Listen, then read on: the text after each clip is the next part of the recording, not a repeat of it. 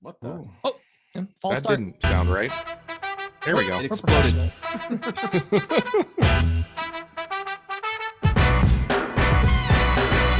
Hello and welcome to another Woodshop podcast with Mike Coffey of Coffee Custom Builds, Daniel Dunlap of Daniel Dunlap Woodworks, and Peter Kapar of Petrie's Workshop. You can find us all, as well as the podcast, on Instagram and YouTube.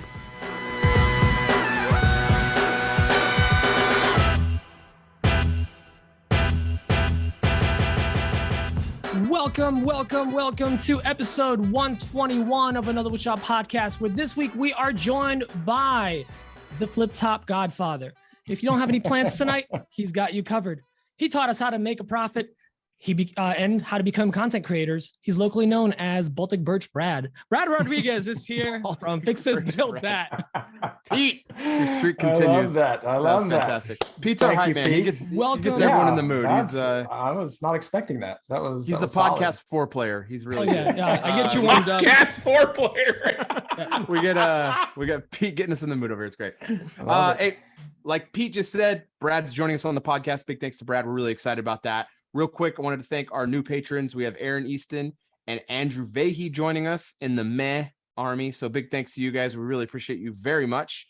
As usual, we like to jump right into our review segment. We never want to skip this ever. And that, as always, is brought into this segment by Daniel Dunlap's beautiful voice. Oh, Black Betty, Ram. That's, believe it or not, that's our transition music, Brad. That's how good we are. We never warned him about all the jingles. Oh, Brad, FYI, this show is terrible and you made a bad choice. I was starting to feel that in the pre-show, but I just figured we'd roll with it. And, it's real pistachio peanut rally in here. Yeah. Show title. Yeah, no, it's in there. It's on the list. Don't you worry. The pistachio peanut rally is definitely potassium banana party. All right, that's on the list too. It's a real contender. Kombucha kefir party, whatever. Yeah, I mean, we're doing a podcast. Oh, just FYI, Brad, we don't actually go into a review segment. It's a joke. We just like to hear Dan sing that song. It's amazing. So we don't actually do our reviews. We want to get our money's worth for that recording. We paid Dan a lot of money to do that jingle. True. So everybody has jobs here, but me, I'm just the talent. I just show up. Yeah, we got a lot of reviews sitting in the hopper. We'll get to them later. We're not going to get to them tonight because we got very important VIP guest on tonight. That's Brad. Obviously, we're on a podcast. Yeah. Obviously, Brad used to do a podcast. Brad, do you still like podcasts? Hard-hitting questions with Colin. I actually, I love podcasts. I don't listen to podcasts as much anymore as I used to. That's what I was hoping you'd say, honestly. Yeah, I don't and I never listened to let me pack that up. I did. Like I listened to Wood Talk and to what's the I don't even know the names of them, Modern Maker podcast. But a lot of that was just to like in making it. Yeah. A lot of that was just to like keep up with like my friends. I know trends like friends. Because like, so Modern Maker. So I was closest with those guys. And seeing like, hey, what are those guys up to? But it's like one of those things where it's like, when you have so much stuff on your plate and things got to go, you're like, listen to these guys BS for an hour and a half. Maybe that could go. So yeah, I'm more like just Netflix and chilling with my wife these days. That was like kind of what I was hoping you'd say, because like, do you make or have time to actually consume content these days? I assume it's no. I mean, is that accurate, inaccurate? I mean, are you able to sit down and consume other people's content much? I've got a very tight list of things I consume, and a lot of it is none of it's Avalanche content. Yeah, exactly. Not much of it's in our space. Right. A lot of it is actually in like 3D printing. So 3D printing and electronics and photography, camera type stuff. Not necessarily. Yeah, exactly. It's my stuff outside of the business. Your job. Yeah, and I'm sure as you guys have all found out, it's like, who would you become a maker that's making money off your business? And it's like, you don't want to watch that woodworking video anymore at 9 o'clock at night. That's a trend. Get your mind off something else. Everyone we've had on is like, the more you do it, the less you consume it. Yes, 100%. Yeah, it's it's funny, or I guess I don't know if it's funny. I don't know if It's it's a sad little or what, bit but funny. Yeah, it's a little funny, but yeah, It's a weird little how bit funny. You get into this. I threw you a lob ball. I wanted somebody to grab that and run. I got you, Dan. It's a song, Mike. Ball. Lob ball. Sorry. I like that. Sorry, I missed the lob. It's another ball. drink that Dan made. The lob ball. I've never been good at sports, but anyway, I mean, it's weird how you get into. For me, the trend. I think Dan and Pete as well, and it sounds like you, Brad. You get into this thing, you kind of fall in love with this thing where you start doing it all the time, and then it becomes your job, and you just don't have it's a constant theme. Like you just don't. You don't keep consuming other people making that stuff anymore. You start focusing that energy on how to make your own content or how to do it for yourself. And then all these new hobbies get traded in. It's like, it's this weird life shift, I guess. I don't know. That's how it was for me. That's what I was kind of thinking it would be. Yeah. For absolutely. you with podcasts. And I'm going to also have to apologize. I think I was coming in real hot on the first 5 minutes there because I just looked over on my waveform. Like I say, I haven't podcasted in years. And so, yeah, me talking earlier, I was probably clipping out. And in the pre-show, Mike was talking about how he would kill somebody if they clipped. Yeah. So I apologize. I've been killed 3 times. Dan does the editing now, so it's fine. It should sound a lot better now. Yeah. No, you sound a lot better now. You have the voice of an angel, and we're all very glad that you're here. No, we want to get into like the grill you segment. Typically, we'll ask you a bunch of questions. Guys, Pete, I know you got questions. Hit him. Oh, absolutely. Ask him your favorite question. Who the hell do you think you are? What is it you do? No, but so for anyone that's just insane or has never consumed any content until this one episode of this podcast, who are you? How did you get into this whole thing? And you just kind of start with that. Like, just give us like the elevator pitch of who you are. Because I feel like I'm like the like the old man. I'm like old man Instagram. Because I've been doing it for so long now. Actually, funny enough, and I'm really bad with like dates and anniversaries of stuff. Although, and luckily my wife is as well. So, typically we're both like, oh, I think tomorrow's our anniversary. It's around here, right? But just a few days ago, August 1st, was our 5-year anniversary of going full time, of when I quit my day job. Yeah, exactly. 5 years already? 5 years. I remember that actually. I remember when you were when you announced that on MFP. Yeah. So exactly. Yeah, that was. I think it was like MFP like 4 or something. Maybe that was 10. I just remember I remember thinking like we got to start recording because I want to announce that I'm going full time. Like I didn't want to waste that. I'm like, oh, by the way, I've been full time for 3 weeks. Let's start a podcast. So anyway, I've been doing this for a long time. I got started way back in 2013. The Stone Ages. And that was when also the last year they made the Avalanche, by the way, in case you're wondering. Rest in peace. So I took a job. I used to live up in Cincinnati, background mechanical engineering, productivity, process improvement. And I worked up there, and I was born and raised down here. That's actually not true. I was actually born in Virginia. We moved down here when I was 3. So, but I grew up in Nashville. So my family is here, my parents, my sister, and my wife was in Cincinnati. So I met her up there. I moved there after college. Anyway, long story short, had a 13-year career up in Cincinnati. And then we wanted to move down here for another job. And that's when I started Instagram, because like I had gotten into woodworking and I left all my woodworking friends, like the local people. And so I was like, I don't have anybody to talk woodworking with. And I was like, what's this Instagram thing?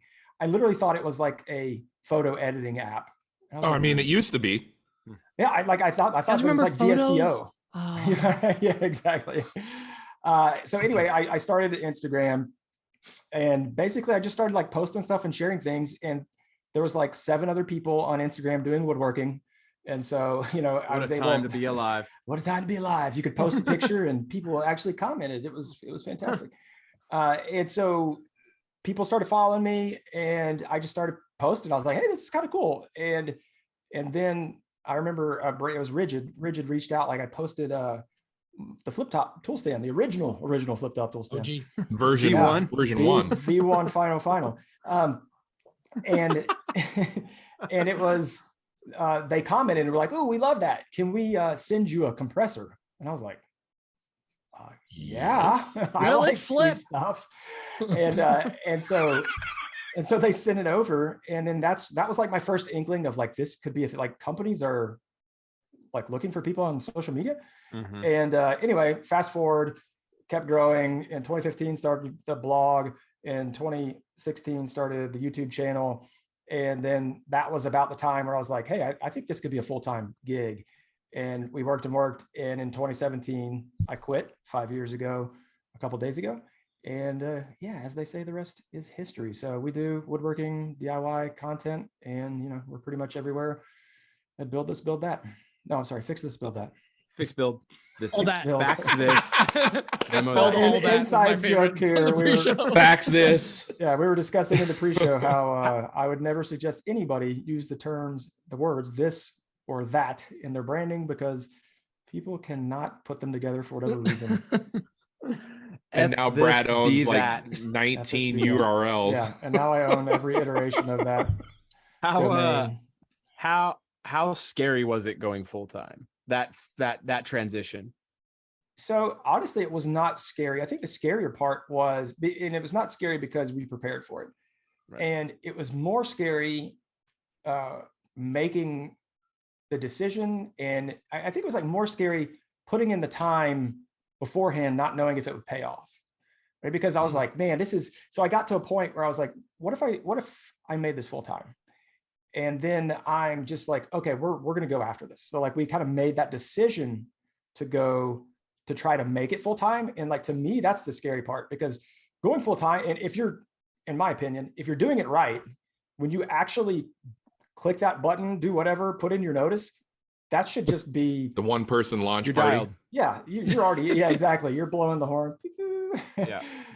That should be just kind of like business as usual, because you're already there. Right. I do not think it's smart when folks are like, I'm just going to go for it, and see if I may. It's like, no, like, yes, people can do that. And obviously I'm an engineer. So like, I want to plan stuff, but it was more on the front end of like, okay, I'm going to invest all this time. Like, and we made a decision, my wife and I, Susan, we were like, hey, like, I'm not going to be present as much as I normally would with you, with the kids. Like, I'm going to spend, so I would work my day job until I get home at 6:30, 7, because I had an hour commute, which was also, part of why I wanted to leave. And then I would hang out with the kids. They were much younger then, obviously. So, between 6:30 and say 8:30, which would be their bedtime, or 8, we'd put them down. I'd spend maybe a half hour with Susan, just like talking. And then I'd hit the shop at 9 p.m. and like work until midnight or 1 a.m. Jeez.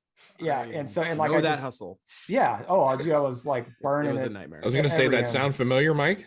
Yeah. Yeah. See for 2 years. Like, yeah. Right. And that's the journey. And I think like, for me, that's the scary part, because you're committing all this time. Like, you're literally losing portions of your kid's life. You're shortchanging your significant others, your family, whatever, like friends, forget about it. Like I did nothing. I didn't watch, we were talking about Netflix and chill. I didn't watch a Netflix show for like, 2 years. And then, thankfully it paid off. But yeah, I think that's like making that decision and saying like, hey, I'm going to do this, and being like, I'm going to sacrifice so much and hope this works. Yeah, you're 100% right. I mean, it's the actual day where you're like, don't work at the other one, and now you work at the new one. That shouldn't be scary. It's the lead celebration. Up. It's the preparation. Yeah, that day you're that's like, the celebration of all your work that you put in the last right. 2-3 years. Yeah, the work isn't. I mean, there's still work ahead, but the work for that transition isn't ahead. That's already behind you. Now you get to go have a beer or whatever. But it's the actual. Oh, I am going to do this. Let's put in 1 million hours now to make it actually make sense financially, because I'm a responsible adult. That's the scary part. It's just why like, you got to be attacking so me. long. What? But it must have been like a huge change to you now went full time, and then you suddenly have all these hours, and you're like, how am I going to fill them? And then before you know it, you're back to the same schedule of like, you're doing your 12 hours or 8 hours, whatever, and then you're still doing that time whatever. fast. Yeah, you definitely fill it up fast, but it's crazy what you can do with 8+ hours to do whatever you really want to do. Yeah, but on the flip side of that, and I forget what effect it is. It's not the Hawthorne effect. That's like whatever's measured gets better. But it's something about that, like the expanding time, and like you'll get done whatever you can get done. Like you'll get done whether you have an hour or you have 10 hours, you'll get it done. Yep. And obviously there'll be levels. I mean, there's certain things that like you can only mill boards like so fast, right? Like that's it. But like just getting things done quicker. And honestly, like when I went full time, like if I think back to like, in the last, like ever since back to 2013, when I really, or 2014 or 15 or whatever, when I really started thinking about, I'm going to do this, I think my most efficient hours were absolutely in those years, like between 2015 and 2017. And I look back and I'm like, how did I get all that done? Like, what was I doing? Well, I was like, yeah, I had a tab at the local Mountain Dew depository, but it was like, I think it's just like when you only have that time and you're just like so focused. And like these days also, life was simpler back in 2015, right? There was no TikTok, there was no reels, there was no pandemic stories, there was no COVID. And so part of it is that. And as the business grows, and I know you guys all know, as you're like growing, the responsibilities grow unless you're really good. And I know some people are really good. I'm not. I'm like the kind of guy who I see something new and I'm like, I want to do that also. Not like I want to do that. Oh, and I'm going to stop doing this. But like, yes, like if I see an opportunity to make some extra money or to like grow a new platform, because I'm also like, that stuff also really excites me. And so I pull that. And then the next thing you know, you're like, oh, okay, well now, like used to, I was like, I got to post 2 times on Instagram every day. And like, that's how I grew the Instagram so much, is I was like, the 2 a day, 7 and 7. I remember that's how I am with OnlyFans. I mean, it takes up all my time. Left foot in the morning, right foot at night. Yeah. And then, but now it's like, oh, okay, hopefully I remember to do my Instagram and I'll do a reel because that's all that gets served. And well, I might as well post the same thing on TikTok. And oh, dude, did I do a story on YouTube? I haven't been on there in a while. I should interact. Oh, the Patreon people, man, I haven't been talking to them. And it's just like things and things and things and things and things. And if you let it, it will just eat up all your time. And then you look and you're like, what have I got done today? And the emails, just stack and stack and stack. And so, yeah, that's like, there's a real art to being efficient and staying in your lane, and then either offloading, saying no, or automating. So that brings me to another question I had, which is outsourcing, automation. And we talk about this a lot. We, as the busier we get, we like to keep things close to our chest, but we were trying to be better about handing stuff off. What have you handed off? You mentioned an editor in the beginning in the pre-show. Like, what have you handed off, and what has kind of been the biggest return on investment, whether that's editing videos or even just having your wife on, or like, can you talk about some of the stuff that made your life a little simpler? Yeah. The absolutely the number one, like the best thing that I did for the business in the past, probably since it was started, was to bring on Chris, who is my editor. And so he is full-time. Now that was scary. Like hiring your first like full-time employee who doesn't have your same last name. That was I was like, okay. And so he's full-time salary. He is remote. He's in Seattle, and he does all the editing. Now, before I had contractors who edited, but it was like part-time, it was like guys doing it at night. And so like my old editor, Scott, he worked for the TV show Extra. So he would like, edit, like blur out J-Lo's butt crack in the morning and then edit my videos at night and crop it into your videos in a tiny spot where no one can see it. That's an actual Can you put thing. that on a board? We were just texting about that actually, because he had to do it again. But and so, there was like that trade-off where it was like he's working on my stuff at night and then I'm picking it up. And so there is definitely some efficiencies there, but then like that, if I ask for changes or whatever, and it's just, there's that disconnect. And obviously he was only working for me for like 2 or 3 nights a week at most when I had a video. And so bringing Chris on, he does our editing. So he does all the editing, but the biggest return was not just, being a bit more efficient and a bit more streamlined and being able to make changes faster. It was having him edit other content, specifically Facebook. So we were doing Facebook. So we were on I forgot what they call it, I don't remember what they call it, but like it was like a video jump start or something like that. several years back, like in 2019, 2018, something like that, where I was part of the launch program for getting monetized on Facebook because they saw that I had, you know, a decent following on Instagram. And so when he did that, like I was just posting stuff and I just really wasn't too concentrated on it, but I had this like backlog of 100 plus videos on YouTube that I had not edited into Facebook Shorts, because like you can't just take your YouTube stuff and post it like that. It would bomb. You need it to be a Facebook style video that is, you know, 3 to 4 minutes, 3 to 5 minutes, whatever. Those are the ones that typically do well. And so I had done a few and posted it and they had done okay, but I had this whole backlog. And so that was my thing for him. I was like, okay, I think we had like 126 or 130 videos. And I was like, I want you to make a Facebook video for every one of these old YouTube videos. And let's just like work through them. And so he did that. And then we started posting him on Facebook, and it was like, it was insane. It was insane. I got a 2x return on our investment in him just off Facebook monetization. Wow. That's awesome. Yeah, that's awesome. So that is like a power tip for anybody. It's more for people who have been around a while, unfortunately, even though you can grow just because of the backlog, or if you're like a prolific content creator, Facebook monetization is super lucrative. It's really nice because they have this whole, I'm sure you guys are probably part of the Instagram Reels program. Mhm. They do similar stuff. I think we all are. Yeah, they do similar stuff on Not Facebook. Oh, Mike took himself out. Yeah. Yeah, I took myself out. I'm out. I took myself out. It was but- killing my engagement. I'm certain of it. As soon as I dropped, my engagement went way up. Yeah, I don't doubt it. But yeah, so if you have that content and just being able to serve that and have that as another arm, are you guys familiar with Jelly Smack? You heard of that? Yeah, that's what I was gonna ask you. Like if Jelly Smack was doing your stuff, but you're using that guy Chris. So yeah. So what happened? Actually, that was part of the reason why I hired Chris, because Jelly Smack approached me when they first started doing that stuff. Back up. What is Jelly Smack? Jelly Smack I am not. takes YouTube videos and compresses them down to Facebook 3 to 5 minute videos for the monetization process over there. And then do you off the top of your head, you know the right? They take like a fat cut. Do you know? You probably know because you're a numbers guy. Sorry, Dan. Brad is a numbers guy. No.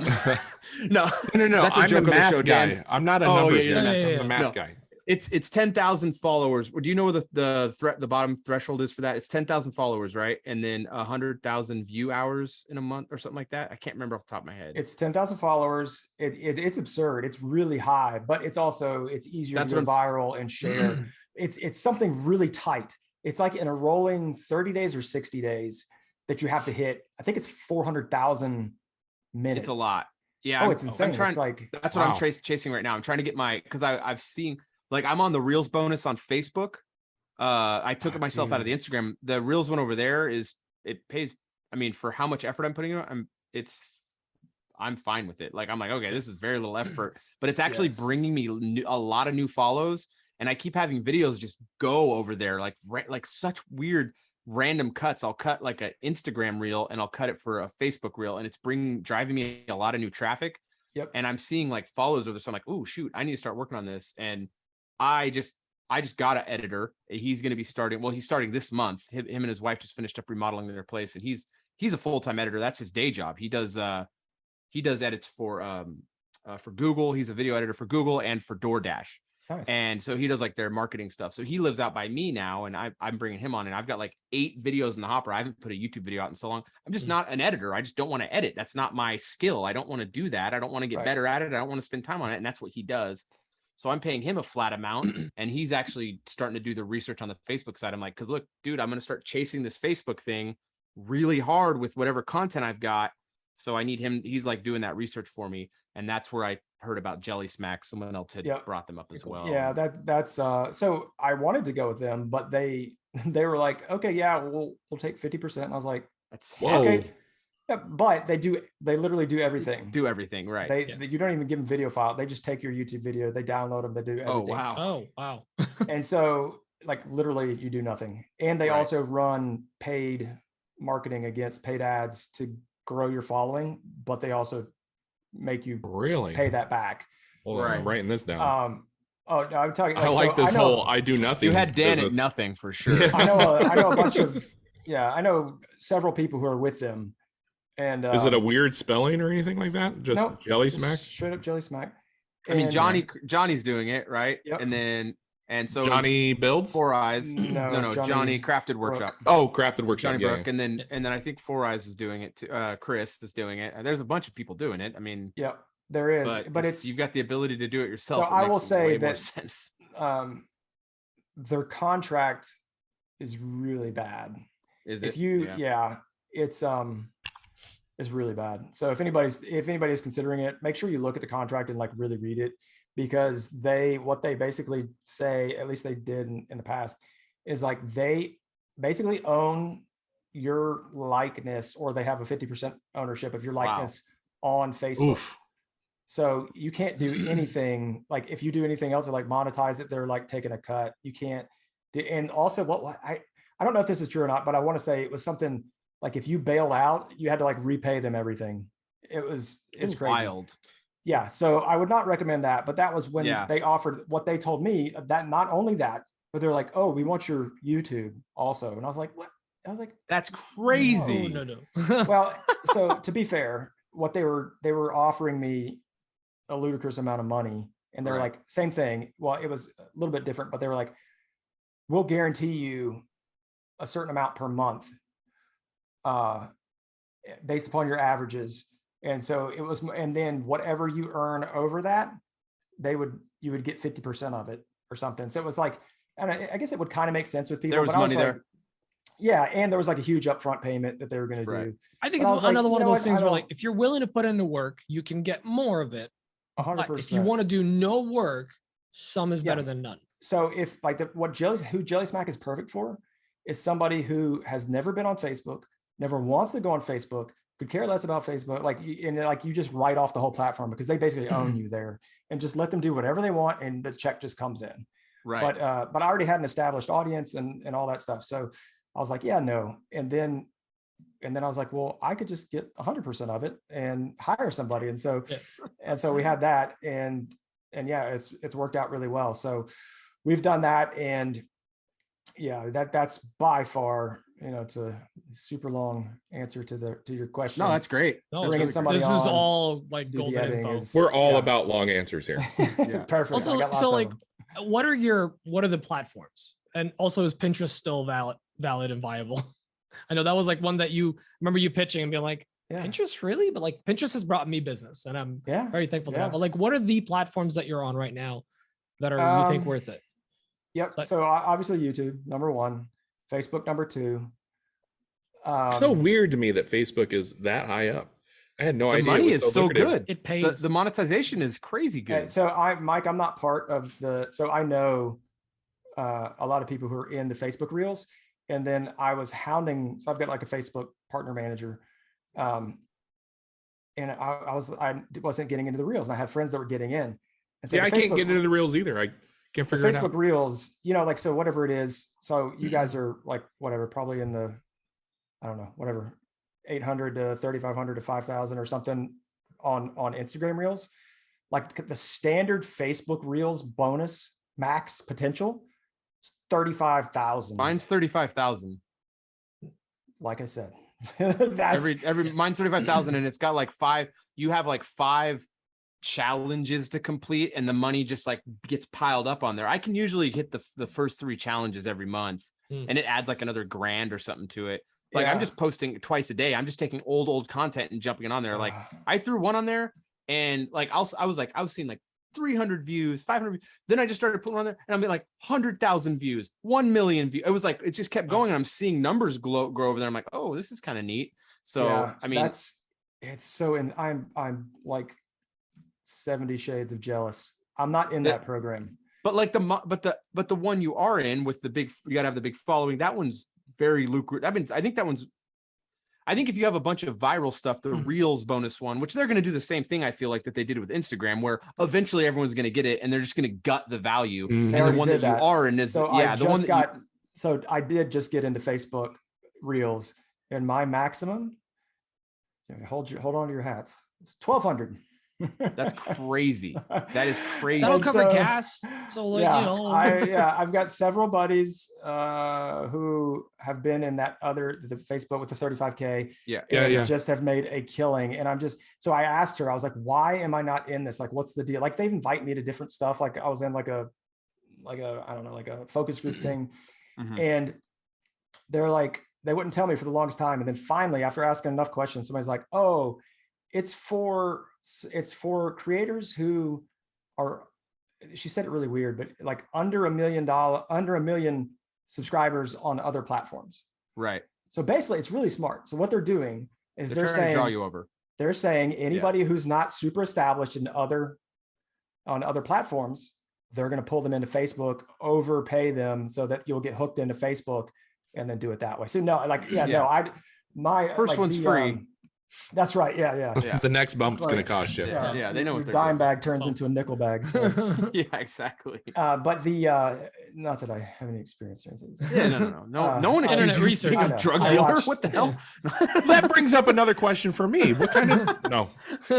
But yeah, so back to your question, Pete. Facebook number 2, and I would say, those are the top 2 by far, and then because Instagram was okay before they changed, so now mine is at $8,500 for a smooth 85 million views. Right. Like Oh no big God.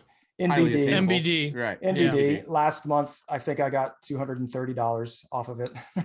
Same. for like 5 With million views. or something. 600K followers. Which Yeah. is just bonkers. And so, so Instagram and then TikTok. So for both of those, other than Instagram was okay when they first came out, that Reels, like it was nice. It was nice to have a little adder in there.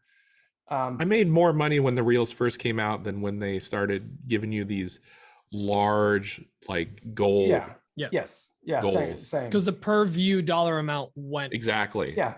I made down more already. money when It my went cap down. was at 1,000 than Yeah. now where my cap is at Yeah. 35,000. Like Ronnie Fulton was Yes. talking about it. He was like Crazy. making really good money, and then they bumped him up to like the big crazy tier, like 35,000, whatever the next one after 8,500 is. And he's like, yeah, but now like my views are insane. I can't hit those numbers. And Yeah. I'm making less money. Yep, exactly. And so it's the same thing with now, TikTok. I've got, I don't know, like $1,000, which is like since I've ever been on TikTok in the creator fund, Right. because Same. TikTok is so smart that they can't figure out how to let you put a business in there to withdraw your money to put in Right. your W-9s or W-4s or whatever it is. So TikTok and Instagram to me I don't make direct money from them, but it's like the sponsorships. But I would say Instagram would be number 3, just because more people are interested in Instagram. And I don't do a ton of social media sponsorships. And TikTok, it would be in the 4th place. And then Pinterest would be last but it's good at driving. So you don't make any money off Pinterest. Although I have had sponsored posts from Pinterest actually, which is really weird. They're like, we want a pin. I'm like, okay, we can do that. What about like Twitter or anything like that? For Yeah. supplemental. What now? I am a Twitter user, not a poster. Hmm. I mean, I think I have like 4,000 Consumer. followers on Twitter. Yeah. Right. Yeah. Cool. Yeah, I do remember you talking a lot about the value of Pinterest. I mean, is that changed over time? Or, I mean, I remember like you just said, there's no monetization. Well, actually I've heard that they do have some monetization now for different things. They're doing like creator things over there with Pinterest, but I literally have no idea how Pinterest works. I have an account. Yeah. I kept trying it. I kept trying to get it explained to me. I just can't wrap my brain around it for some reason, my tiny little woodworking brain.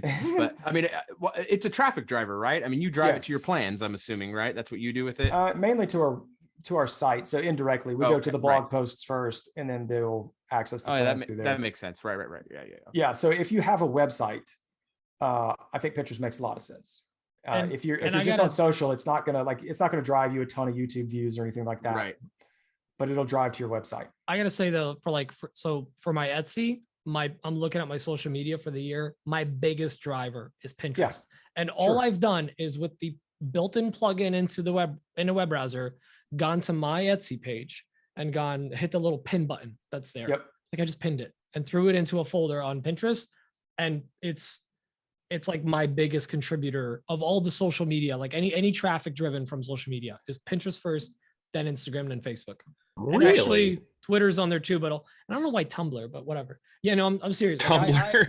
I have gotten AOL chat rooms, and it's not massive numbers, but 1,500 views, unique views from Pinterest, and I've gotten sales from that as well. Yeah. So it's yeah. So it still drives. It used to be a lot bigger, but I want to say it still probably drives 15 to 20% of the traffic on the website, which is it's pretty big. Pretty big cut. Oh, yeah, I can't search for anything on Pinterest without one of your posts coming up. We haven't. The funny thing is, I've not posted to Pinterest in like 2 years. That's the great thing about it, is that it is evergreen. So, like, when was the last time that somebody saw an Instagram post you posted 2 weeks ago? That will never be seen again in the history of ever. Except unless one of those reposter accounts reposts it. Oh yeah. That's another. If you guys are not using Rights Manager and Facebook, you should. Tell me more. No, that was the thing. Yeah. So go into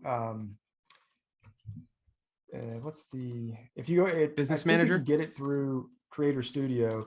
Creator Studio. It's through Creator Studio. Gotcha. So it's rightsmanager.fb.com. Huh. Cool. If you go to that, you have to apply for it. Yep. You can request great access. tip.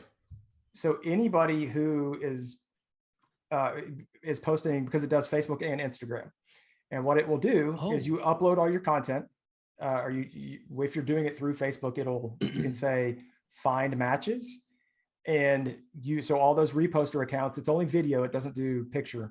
But if you do video, so like all your reels and all that stuff, it'll come up and it'll just show you all the matches. Like, here's all these people stealing your stuff, and you can either block them or request a takedown, which is like a DMCA, nice request, an NWA. Or that's right. Or you can, if they are monetizing your content, you can actually collect ad earnings. Ooh. Oh, nice. It's super cool. And I then need to you do can that. put your YouTube videos up there. All that stuff. So go to Facebook Rights Manager and do that, and you will our reposts are like nothing now, because I am like just diligent about that. I go in, that's and good. If you block, it basically just hides it from everybody, but the takedown notice goes towards their strikes, like their copyright strikes. Sense. Oh, nice. And I just every time. I remember. Oh yeah, it takes twice as long to do it, but I just do it out of spite. I remember. Heck yeah, dude. I remember there was several episodes on MFP where you would like rant about the reposter accounts and how terrible they are, and I can't agree more. Really bad. They're so bad. For a while. I feel like it has been less lately. 16,000 plans. I wonder if they Ted's a jerk. I wonder if they actually have done something on their back end though to do that, Pete, because I think it has been different. It has been. It's really they really haven't been like all over the feed like it used to be. Yeah, right. Or at least they're keeping them out of the main feed. Maybe it's still happening. Right. We're just not seeing it as much. Yeah. But that's a great tool, the Rights Manager. So if you guys are not using that, that's a great tip right there. Thank you. Definitely go check it out. For sure. I feel like we can keep talking about like picking your brain on all this stuff, but we should, I guess, like we got ask you more questions. Should we just get into questions? Yeah. Yeah, we haven't even done what's on our bench.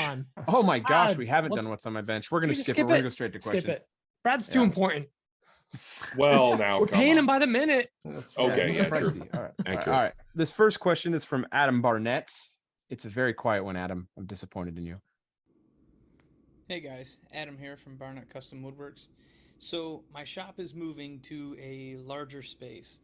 It's a 2.5 car garage and it's completely barren. So I'm gonna have to run the electrical and insulate and do the whole 9 yards. The house panel for the electric is 100 amp, and I can bump it up to a 150 without having to change the wire from the pole to the house. I can put 50 amp service out to the shop. Is that enough, or do you guys recommend that I go get 200 amp service and then run 100 amp to the house, 100 amp to the new shop? I don't know. Trying to plan everything out and do a little bit of future proofing and make sure I can have 220 and, at least run a table saw and a dust collector while the CNC machine is running with its own dust collector running and not shut everything off. I'll probably have a mini split running too. There's going to be a lot of power. So is 50 enough? I don't think it is. I'm no electrician. What do you guys think? Hi, Brad. You are such a creep, Adam. I love it. Who gonna make go first? Brad, right? Brad, you're going first. Yeah, sure. I have some experience here. So, and by the way, Adam, thank you for your planned purchase. When do you guys launch? What time of day do you guys launch the podcast? So the episode will be live on Sunday at 6 a.m. your time. Okay. So we did this in the pre-show. You guys give me the date so I know which one it is. We'll do a 25% off all plans at Fix This Build That for all your first day listeners. You're the man. Love it. I'll get it for you. So through Sunday. Yeah. Take that, Ted. So trash. Wait till you get a hold of Brad's 300 plans. So y'all, check the show notes. It'll be in there. But just use code AWP25 and 25% off, because Adam actually did that from the pre-show. So Adam, I did. Thank you, Brad. Absolutely, man. Appreciate that. That's awesome. I did put a panel in my garage shop. And so a similar scenario to what you're saying, almost to the T. The only thing that is different is that I have a mini split and I ran it off of the main panel. So it wasn't covering that, but I only went with a 60 amp. And here's the thing you have to think about is that, they throw all these numbers around, like, should I go 50 or 60? That's not really what it means. I mean, like, it's not like you're putting 60 amps out there. That's like the max amperage. And so what you need to think about one time, right? Exactly. Let's start right. Exactly. And so, like, if you look in my 60 amp box, I've got like 110 amps worth of breakers in there because I don't use them all at the same time. Like, I will use, just think about that. Like, what are all those things? Like, so for me, it's going to be the lights. It's going to be my air filters, the dust collector, and one major tool is basically what I'll be running at any one point. And so just do the math, add it up, figure out what your major draw things are. And then, you want to obviously have plenty of headroom there, but I'm pretty sure we have 200 amp service. But we only have a 60 amp for the shop. Yeah. That is not inclusive of the mini split, but it's fine. I've got 3 or 4 220 amp circuits and I never use more than 2 at once. And so, the max draw. And also when you're at 220, the amperage draw is half of what it is on 110. So, you have some headroom there as well. Yeah. No, I mean, he answered it perfectly. You're never going to hit that point. I mean, I have a 100 amp panel on my thing. I don't think I would ever hit that unless I would literally turn on everything at once. Because you brought up a good point, is you have a 60 amp panel and like 100 amps worth of breakers in there. Like, that would take a lot to try to flip that. So I think 50 is going to be fine. If you want to kind of overkill it, go a little higher. I don't realize they made like between, I guess they probably have like a 75, 60, whatever. But do some research. And I think that's going to be plenty, dude. You're going to be fine. Yeah. One thing I would say is go for the larger panel, because I went with like a small panel, like vertically. When I say small, number of breakers it'll hold. And I think mine holds 12 maybe, but all 220s take up 2 spaces. So I want it, and like, if you really start getting, because also 220, if you don't, I forget what it's called. It's like a master or some kind of branch circuit or something like that. But if you don't do that, you basically have to run a dedicated breaker for every 220 outlet. And so that adds up pretty fast if you're wanting to have multiple locations around your shop. Like, you can put 100 in there. It's going to be fine, because you're not going to be running all of them at once. And I would bump the house if you can. That's one thing I would actually invest in, because I think it's just worth it. Mike, what do you think? You've kind of dealt with this most recently, or you're going to be, right? With the new. What do you mean? Well, with the new panel. I mean, I had a 200 amp panel put just for my shop. I have 2 people. I have 2 employees. It's different. It's totally different than Adam's situation. So I think, Adam, 100 amps is not enough for your home and your shop.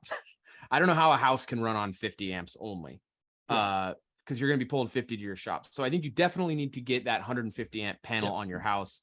And I think, knowing your tool set, you'll be fine on the 50 amp to your shop. because you're gonna. I think he's got a Onefinity CNC. I think so. He's got like he's got that much power. Yeah, that doesn't pull much power. So he could run a table saw. If he's running a 220 table saw, that'll maybe pulls like 7 amps. Maybe it's even at like a 3 horsepower machine. It's not going to pull a whole lot. So your biggest 2 dust collectors, even at the same time. Yeah, your biggest draw is going to be the startup of the dust collector as your startup amp. So I think you're going to be fine at 50. I think that it's not really future proof because I know Adam and how he's going to buy things, and I know what he's trying to do with his woodworking. But I think he's going to be able to get by for quite a while with that, but I don't know if it's going to be super future proof. Like, it just depends on what your situation is. It really is tough. I mean, for me, I have 200 amps just for my shop, and we're really worried about running out of 200 amps here pretty soon. So like but I have 3 people using tools at all times, and there's going to be more coming in the next few months. Like, are you splitting off of that one into the auxiliary shop now? Yeah, the new building is getting a 150 amp sub panel off the 200 amp panel because that's where all the big machines are going to go. So I'm curious to see how that's all the automated tools are going in there. So yeah, but the new CNC takes 80 amps, and I need a rotary phase inverter or rotary phase converter. It's a 3-phase. It's a huge CNC. I mean, and then the slab flattening machine is a 40 amp. You're gonna dim the lights in your town. So but it's just different. It's a different thing. Like Adam doesn't have that situation to deal with, but. Yeah, we're running power tomorrow for the new building. That was going to be my what's on my bench. Dan, what do you think? I want to hear your thoughts. Dan loves talking about power and electrical stuff. So I do. As a matter of fact, I feel like me and Adam have a lot in common in this regard. I believe, and I may be wrong because I'm not very knowledgeable when it comes to electrical stuff, but I believe I have an 80 amp panel. And if that doesn't sound right, 80 amp panel. You do have an 80 amp panel. I have an 80 amp panel, and I have 16 spots like Brad was talking about. If you're going to get a panel, make sure it has more spots than 12. I believe mine has 16. It may have 24, but I'm pretty confident with the 16. I'm pretty sure you have a 24 panel or 24 spot panel. I'm almost certain that's what your brother put in there. Right. It's a big panel. Yeah. Mike was there for the install. With 80 amps, I will say with 80 amps, what I'm able to run all at once is my Laguna P-Flux 1, my table saw, my air filter, the overhead air scrubber thing, my Onefinity. These are all running at the same time.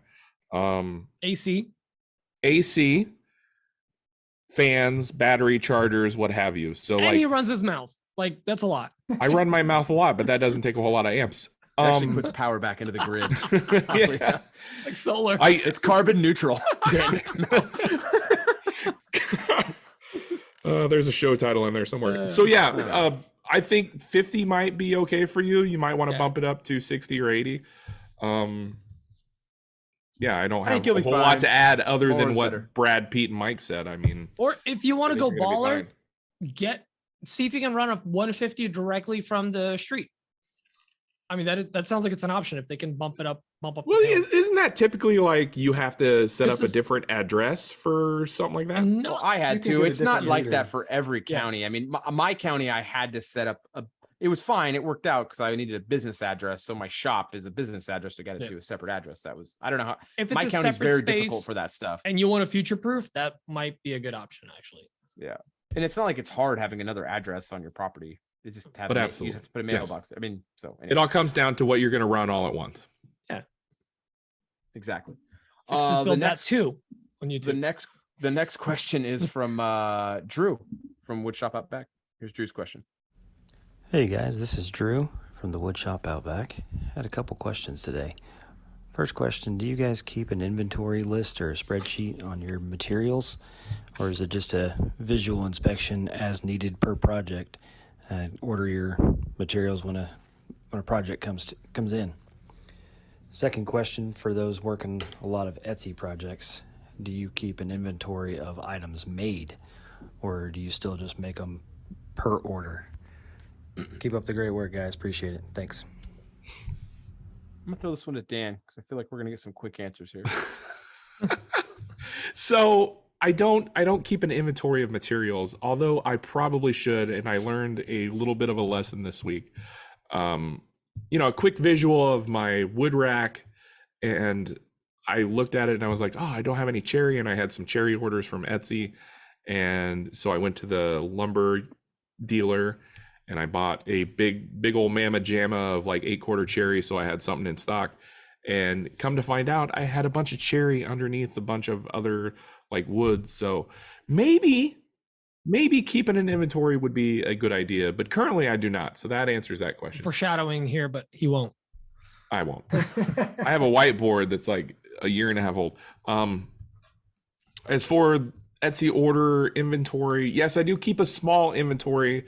So like whenever I get an order for something, so let's say today I got a couple orders for some inserts. Typically when I cut a 0 clearance insert out of a 4-quarter board, I can get 2 inserts, one on the top, one on the bottom. So I'll cut it out and I flip it over and I can cut out another one. So if I get 1 order, I'll cut out 2 just because I have the material right then and there and everything's set up. So it creates a small inventory, but I don't keep a large inventory because I really don't have the space for it.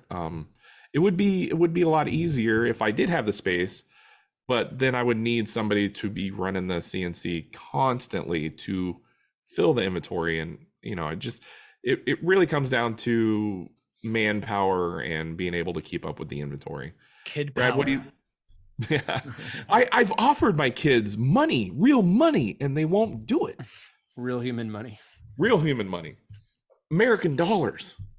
I want to hear what Brad you? has to say about inventories. I feel like he's going to have a really solid answer. He's You a had numbers a, you guy. had a liquidation glut of sale plan right, on your inventory plans. right now. I did. I keep my plans fully stocked, thousands of them, millions if you would. 15,000 at Yeah, least. all my stuff is digital, which is the best. Like, yeah, I could sell, one plan, or a million might cause problems with servers and stuff. But yeah, that's the beauty of it. But I do love the question, because I come from an operations. I said I was mechanical engineering and process improvement. I worked in aircraft engine shops, overhaul shops, repair shops, and manufacturing shops. And Lean Six Sigma is a huge thing. So I love the idea, like if I was producing, and we were talking a little bit about this earlier, Pete, about like 3D printing and orders, and we're thinking about dabbling into that.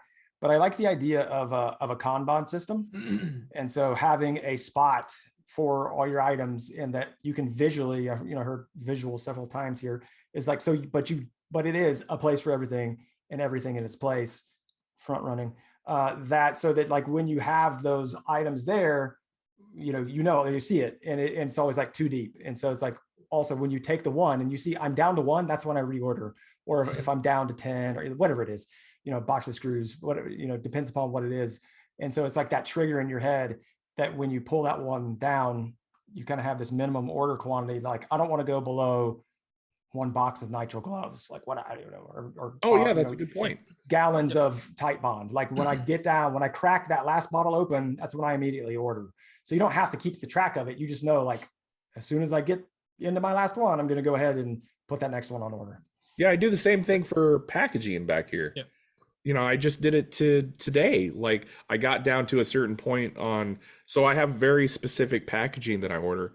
So when it gets down, you're like, oh, I have to order more of those before I get to 0, because then you're going to be kind of effed. And so you're going to be boned a little bit. A great little hack for that, and this might work for you, Dan, but like, so if you just kind of have that mentally, and if it's not like a singles thing, so let's just say it's packaging, like a U-line thing, and let's say you buy them in like, I order them like 50 to 100 at a time. Okay, so yeah, so if it's like 100, but you're like, I don't want to, like, right when I break into that 100 pack, I don't want to order another 100 pack. It's like, wherever you store them, get like some red tape or something and put it at like the mark where there's like 20 left. And then when you're taking them, then when you reveal that red line, that's your Kanban visual indicator. And you say, okay, it's time to reorder. That's life hacks with Brad. Yeah. I do the same thing with Mountain Dew. Drew had asked me this question, and because I don't do any speculative building, I just don't do speculative stuff. It's just too risky. I don't like that for the stuff I do. So everything I do, I buy as I need. But I have a shed for all my wood. It's a shipping container full of wood for projects, and I buy stuff because we're booked way out. So I'll buy the material as soon as I can because it's quoted against that price, blah, blah, and the price could change. So I buy material and it's like months out and stuff. So we put it in the shed and it just sits there. Well, I always order a certain percentage over what I project we'll need. So we always end up having a little bit extra. So that list has actually gotten bigger. He was responding to one of my stories, and there's a lot of wood in the woodshed right now. And I've actually at the point where like the next like 3 jobs were actually able to pull from that inventory. And that was kind of what I was talking about in my story. And I was thinking, he mentioned that, do you have an inventory? And I was like, I don't. But maybe I should actually do an inventory on this stuff. It's not a bad idea. No, I think it's starting to become more and more of a good idea for my situation. I mean, anyone's situation, but particularly for me, because this is my part of the question, is that that I think it'd be really good because I'm starting to gain an inventory just as I order 10 to 15% for waste and stuff or any sort of bad wood. So, and now I can actually take a look at that, because sometimes I kind of moved away from like the smaller shop sale stuff. They kind of just take too much time for what we're doing. But and it's just it doesn't make sense when I have 3 people in the shop and we have like smaller projects. So but the downside of that, of me kind of stepping away from like the Etsy stuff / website stuff, is that I have like a glut of these pieces that are perfect for really small decorative pieces, and I don't really push them anymore because I just don't even enjoy making them anymore, and it's just not really that thing I want to do. I don't want to make a bunch of cutting boards. I don't do that. I think anymore, that at your level, that waste is acceptable losses. Right, it is. But the problem is going to happen is that, well, in my head, I'm like, okay, it's August, September. I'm going to start seeing all the corporate orders for all the corporate gifts, because I start getting all those corporate orders from customers. They're like, hey, can you do 180 cutting boards? And I'm like, yeah, I'm not going to do one for you, but I'll do 180 for you for sure. We'll have the guys slap those out. So I kind of keep those ones. But now I'm kind of like, yeah, I should probably do an inventory of what I've got and what I can make out of them. And another guy in the community I was talking to was saying that he's taking his offcuts of those size and he's putting them into like cutting board boxes. He'll sell the offcuts as like pre-made cutting board kits for people. Like he'll have 2 of his guys spend a day just milling all that stuff and selling them as cutting board kits. Dude, flat rate box. All they have to do is glue them together. Exactly. Everything's milled up. And I was like, ooh, brilliant. That's really good. And I'm going to steal it and pretend I invented it. No, I was like, that's a really great idea though. I mean, really, like with all that kind of stuff, like get your coffee box. Yeah, get your coffee box. You're subscribed to your monthly coffee box. No one's gonna know what it actually. Yeah. Anyway, no, it's where are the beans? Yeah, where's the beans at? No, it's kind of a good idea. So, that was a really cool question. I really like that one. But what Brad did bring up that I don't think Dan or myself, or I don't know, we haven't gotten to Pete, but that was fun. Your consumables. That is really important to keep track of your consumables. I mean, there's certain things, because I don't do speculative builds. There's certain things that I just buy when I need it.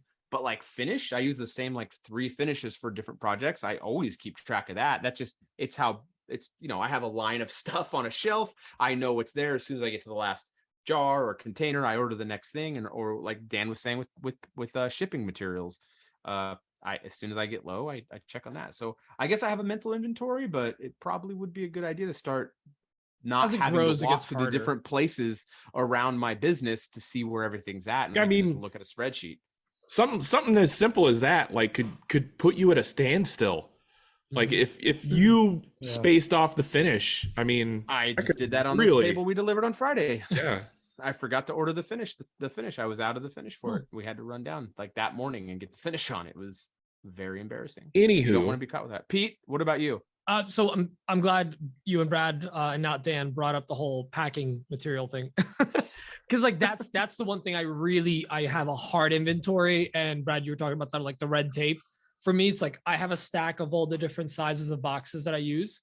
And if I pull the last of it from my main like storage and put it in that like quick grab section, that's a immediate order. Like on the spot, I have to put that order in.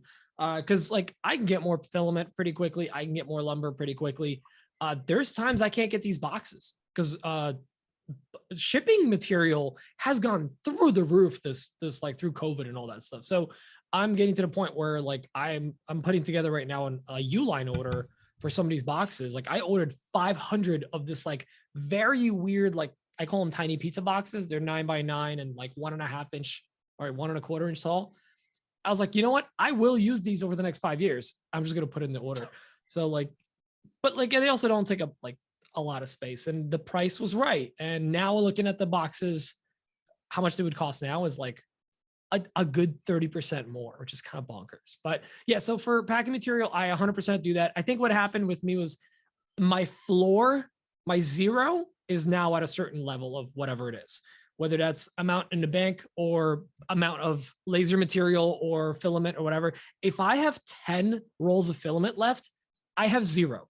I'm freaking out. Like, to me, that's zero. Like, I need to have 10 to feel like comfortable that I can handle a large order coming in or something like that. So I think it's not so much a hard inventory. It's more of just like having a little bit of inventory or supplies, but not so much that I'm like stocking it like it's the end of the world or something. So 10 is the new 0. Yeah. Yeah.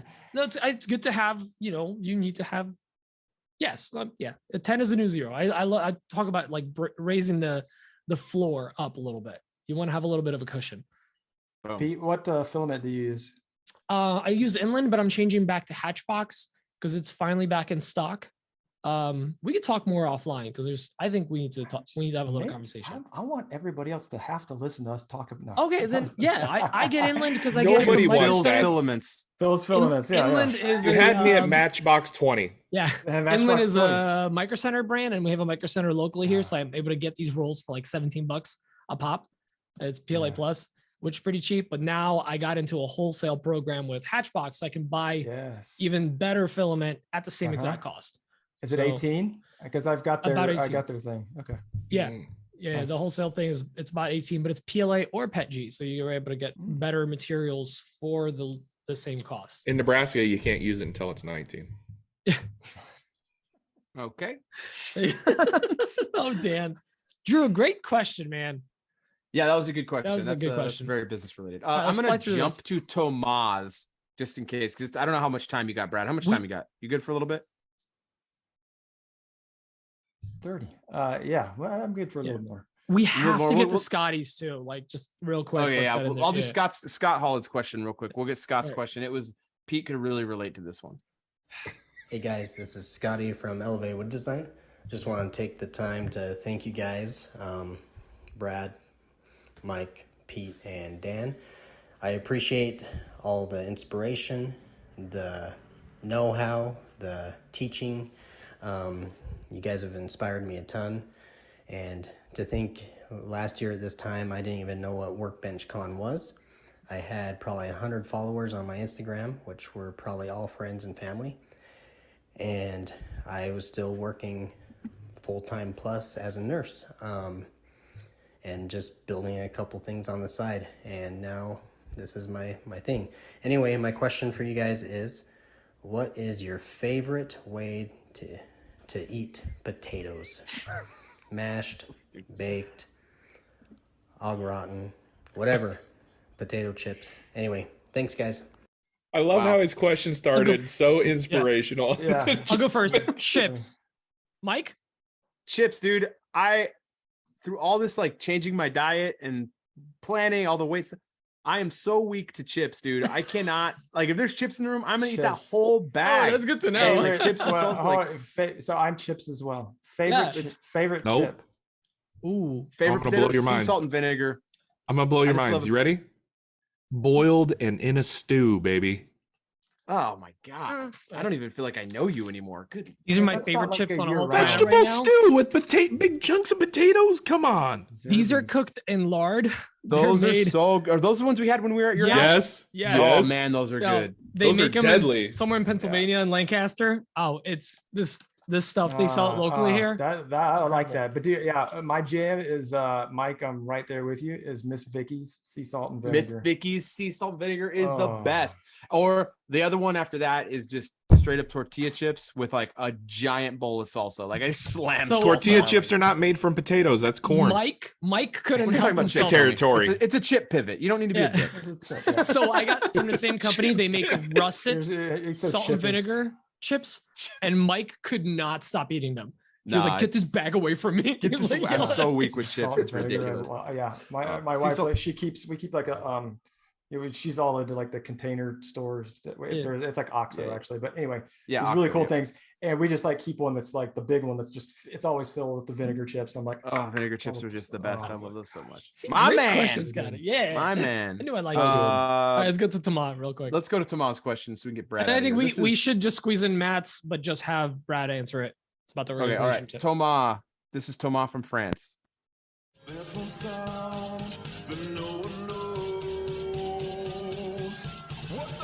French. Hey guys, it's Thomas from France. Well, I'm actually in the UK for the holidays, so I can work on my atrocious accent. I have a question for Brad. I really like your videos because they are really clear and entertaining. They are very funny. I just can't help myself thinking what will happen when you'll have finish, build, fix this or that in your house. Will you just move into another one and start over, or just start breaking stuff around so you can fix, build this, that? Have a great podcast, guys. Bye. In case you didn't understand what he was saying, and to be fair, it's pretty hard. He sends us a transcript, by the way. Yeah, he's in the script chat. No, I mean, he's great. I love Tomas. Thank you, Tomas, always for calling in. You're awesome. He's saying, if once you finish fixing and building everything in your home, are you just going to sell it and buy a new home and build all the new stuff in the new house? Honey, we're done. Yeah. I mean that is actually a really valid and great question, because it's your job. He starts opening up walls. Exactly. Right. And so I blow it up, dude. Mission. Or you could start a restoring avalanche channel. That is also an You're welcome option for that. But yeah, Tomas, I think we have been for a while actively looking for different properties and lots of things tied into that. But like our dream property right now, and I'm talking about like for the business, under the business, is we would buy a property that has a small home, maybe 1,500 square feet, something like that, 2 or 3 bedrooms, and that is very outdated and has about 5 acres of land on it. So go in, make that FTBTHQ. I mean, like this is my house. I still work out of the house, still work out of my garage. And that is also very limiting, and for certain things, but doing that opens up, and like it is like, that's an investment. So it's something that we could buy. And we've also thought about just buying houses to flip or to Airbnb. Yeah. So like that's that'd be like business acquisition. Sense. Yeah. So absolutely. Because we will run out, and like, so vinyl plank flooring is like my number one video, like number one and number two. My biggest videos. Watched it. Yeah, and I can only put in so much vinyl plank floor, right? So, but then it's like going into having other properties to do it and have other options, especially like, because like our house is, this is like our 3rd house, right? So we've upgraded along the way. So we have a larger house, and I mean, it's only 12,000 square. No, I'm just kidding. Oh, you're in Nebraska? Yeah. And so like, it's like, if I want to redo my living room, it's like 18, or not my living room, but like our great room is like 15 by 18 or something, versus like, it would be super nice to have like a little 10 by 10 room to be like, where you can just like whip something out and just have like a lot knock it out. Exactly. Like we have an open floor plan. It's like an older home that would be all sectional. You could really customize and do it. So yeah, we're actively looking for new opportunities to get property and turn those into, it's just a business asset at that point. Are you thinking about building? Oh, sorry, Dan. Do you follow the account Cheap Old Houses? Oh, I feel like that would be right up your alley. I remember you used to share that with us. Oh my God, yeah. Like dirt cheap houses for sale that are just like, they need a ton of work, and they're just they have so much character, and a lot of times those don't exist in those don't exist in Nashville. Like the pricing here is just absurd. Oh, sorry. Anyway, go ahead, Pete. So when you're saying you want to get a certain amount of acreage, you want a smaller house, are we talking shop already on property, or is building a shop part of the plans that you'd have? Or are we talking Brad of all trades type of stuff over here? Either or. I would prefer to have something that somebody was using to store an RV, right, and a boat, or so something that's just like big but not really built out. Airplane hangar. Exactly, a chopper in there, and having that space where it's so you don't have to mess with the permits and the concrete and the structure and be like, I want to build out everything inside. But if it's not there, then yeah, I definitely would like to have, room to have whatever I wanted. Like right now I have to make like tough decisions. Like I would love to have a 4x8 CNC. That is no way or shape or form possible to do. Love to have a bigger laser. Not possible. Like we've stuffed everything we stuff in here, and we park in our driveway. It's a 2-car garage. So right. Absolutely, I would love to have that and work from there, because there's this is like, we could go another hour from here, but working from home and working in your home, especially in the summers when I have 3 kids, 13, 12, and 10, and a wife who works with the business and has to, and she manages the kids for the most part. But like I'm in my office right now. To my left, right out that door is our kitchen. And then if I take a right, it's the garage / shop. But it also gets hot in here. So I keep that door open. Like I don't want like this room is on the opposite end of our air conditioner. So I keep the door open a lot. And like just the distraction. And I know it's like you kids are like, my kids are a distraction during work hours, because like I want to spend time with them when I want to spend time with them. But it's like, hey, I'm in work mode now, but then like stuff's going on and I'm hearing it or seeing it. And that's a huge struggle for me, quite frankly. Yeah, you can't just turn that off from home. Yeah, you can't, right? Because like somebody, somebody falls down the stairs, right? It's like, I'd be like, work time. Yeah, bleed on your own time, kid. Daddy's got the EMTs. I'm working. Vanity, get out of here. That's right. If you're not doing vinyl plate flooring, shut up. No. So I have a quick question about you talked about getting bigger tools and things like that. Is there any concern on your side about like pivoting your channel? Because you have been, you are like the godfather. Like what Spagnola was to YouTube, you were that to Instagram and to plans on Pinterest. Like when people are looking up how to, you're in the top 5 consistently. Yep. You moving to larger tools, less easily accessible stuff. Is there any concern on your part about pivoting your channel like that? Yeah, for sure. Because I've seen it happen, and just in like the comments or feedback, just things you hear, like wherever, like I'd do that if I had a domino. Yeah, exactly. Right. Or like, oh, I used to love creator X until they got this huge shop, and like now, like and it's fair. Like people aren't allowed to grow or something. And it's both sides of it are fair, right? I think that as a business owner, creator, producer, you want to grow so you can do more things. And so like, that's obviously part of your business growth and strategy. As a viewer, you started following this person because of whatever you started following them for. Like, so maybe they saw me before I even built any of the cabinets in my shop. It's like, oh, look at this dude. He's working on literally working off an MDF, sewing top on 2 saw horses, which I did. That was my workbench for quite some time. And so they're like, yes, I love this dude. Like he's grinding it out. Like that's me. And they can like, when a viewer can put themselves in your shoes, that connection is so strong, because they're like, oh, I can do that. And, relatable. And you're completely 100% relatable. And so then when you're in that 4,000 square foot shop, holding your domino next to your 5x10 CNC, with your 5 horsepower saw stop, like they look at it and they go, I don't have any of that. And so, yeah, that is absolutely a concern, but I don't think it would stop me. I think there's ways around that, and the types of content. Actually, like one of my like if I had like the dream shop in the space to do it, one of the things I thought about, I think actually James over at Stumpy Nub, I think he may have done this, is to actually have a 1-car garage studio, like set it up as this is a 1-car garage. And like, I would do DIY videos in the 1-car garage studio. And that's like literally a section of, this larger shop, so that you could still make that connection if we wanted to, or we just go away from it. So that's James Hamilton. Yeah, exactly. Oh, Stumpy Nubs. Yeah. Yep. I've seen people do that with like woodworking schools, like where they moved all their tools into like to create a school. which is kind of something I've been thinking about too, is like move all my professional tools into that and then slowly like reclaim them back to my shop as I get like baller tools for the school.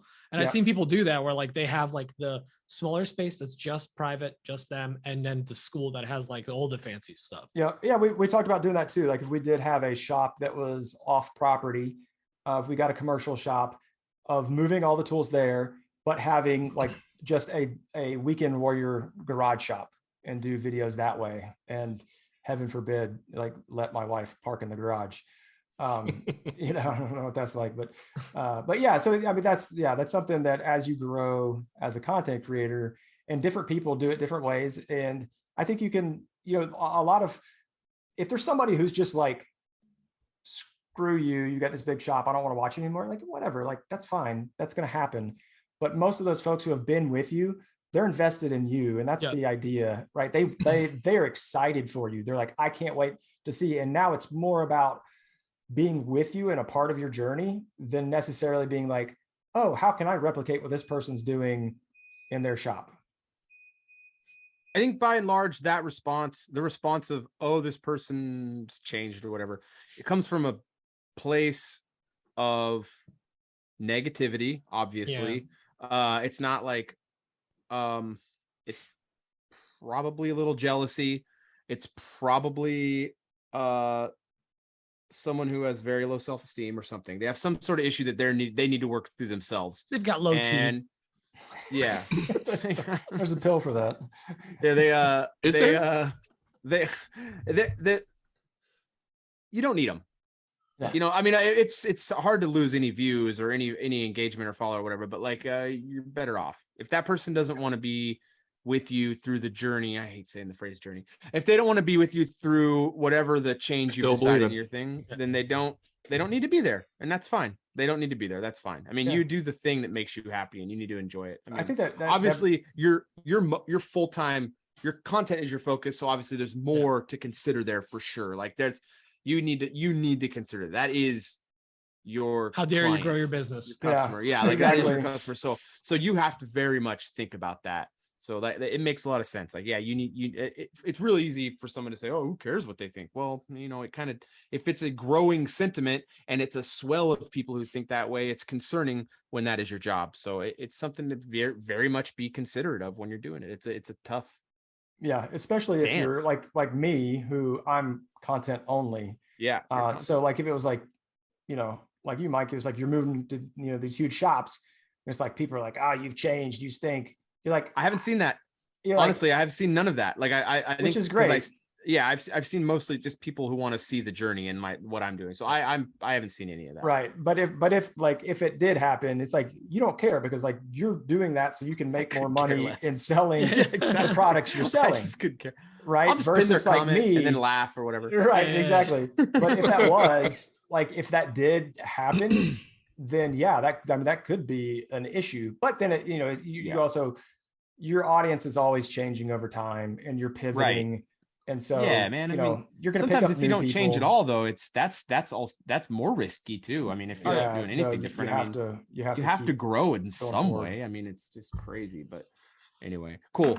That was awesome. I think that's everything, right? Let's get Brad out of here. I think let's get him to his kids. Yeah.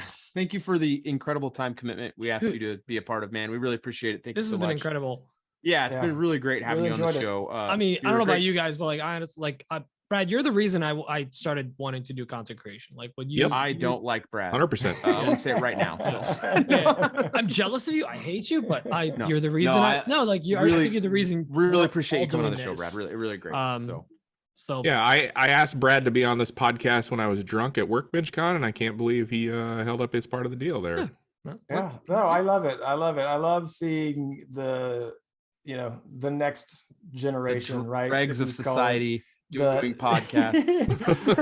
I mean, it's really interesting. Like even just like the Instagram game, it's almost like, or go back, this sound weird, but it's almost like high school, right? It's like you've got like the class of 2016, the class of 27, because it's like all the people that come at the same time. That's true. Those are the people that you connect with, right? And you can see it in the podcast. Like all the podcasts are those people together. It's like Jimmy and Bob and Dave. Like those are like some of the oldest people on YouTube. They're all together.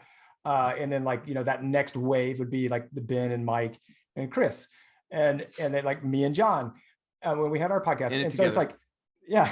So you see those and like, I just love seeing that, like seeing the next wave of folks coming up and coming through and, helping, like I love it. That's why I love talking at Workbench Con and just like, I spent it, like we were talking, Mike, 2 Workbench Cons ago, like, yep. I was in a little like kind of powwow circle with Mike and 5 or 6 other people. And like, I like, even somebody said like, I bet you get tired of like talking to people. Like, honestly, I don't. Like, I love it. I would, and I do, like, I spend more time, like it's to my detriment, but I love it because I will talk it with anybody. And it's like, when I see somebody who's like excited and like trying to grow and trying to do better for themselves, I'm like, yes, like here's all the stuff. Let's do it. Yeah. Let's do that it. Specific moment I've mentioned on the show in the past for sure. Like I've mentioned you taking the time. Sorry, I'm getting choked up. Getting choked up. That you took like an hour out of your time. I mean, everyone's time is valuable. We were at this event there at Workbench Con 2 years ago, 2.5 years 2020. ago. And for 2020, right before we started the show. And you took the time to explain a lot of great. You dropped a lot of wisdom bombs and it was really great. And I was telling you just now, like when the guys were gone, I was saying, you go to these Workbench Con type events. And I'm like, yeah, you get kind of a million people asking, oh, how do I grow my following? You get the same question a lot. But then you get the flip side of that thing is you get to meet these people who are trying to do the same thing you are, varying degrees of success or whatever they're doing. Everyone's going at it a different way. It seems like there's some people that are doing it exactly the same. Some people are copying people exactly. Some people take whatever knowledge is put on the table as the gospel and they run with it super hard. There's all these different people doing all these different things. And it's really neat. And you're 100% right. Like being able to be in a position where people actually listen to what you have to say is a blessing, and people need to take it real seriously and try to help people out as much as they can. So the things where it's all a community, and being able to help the community is a big deal. And you do a big part of that, or you a big part of that. So we really appreciate you coming on here, man. That's awesome. And I love seeing you guys succeed and watching. I hate seeing Dan succeed. All of you guys, except for Dan. We appreciate it. Other than that, great. No. Cool. Thanks, man.